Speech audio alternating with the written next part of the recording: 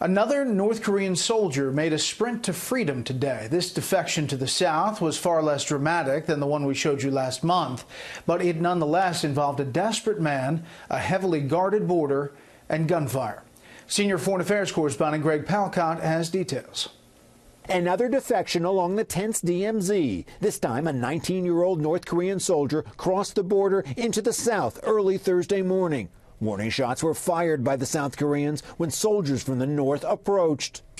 Our military safely guided the defected soldier and plans to investigate further the defection process and motivation. This comes after last month's defection of a North Korean in Panmunjom at the DMZ.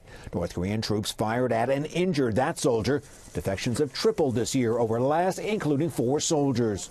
There have never been this many defections in any year from North Korea in recent memory.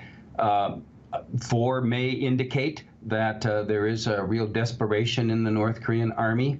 Meanwhile, U.S. and South Korean troops recently held military exercises practicing ways to infiltrate into North Korea and seize weapons of mass destruction. Indications the regime of Kim Jong-un might be the target of more aggressive military planning by the U.S. I see some signs that the White House is considering certain forms of limited military attacks against North Korea in the event of further provocations. And with Winter Olympics less than 2 months away, there was more training. U.S. and South Korean Marines in winter military drills in the Olympic town of Pyeongchang, learning to defend against commando-style attacks from the north. We've covered reconnaissance skills as well as critical combat skills in a cold weather mountainous environment.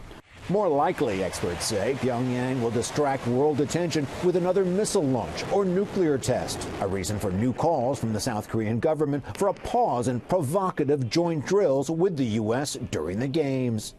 The South Koreans are, in fact, optimistically labeling their upcoming Olympics the Peace Games. They and many others, no doubt, would be happy at least with a pause in regional hostilities for the event. Brett.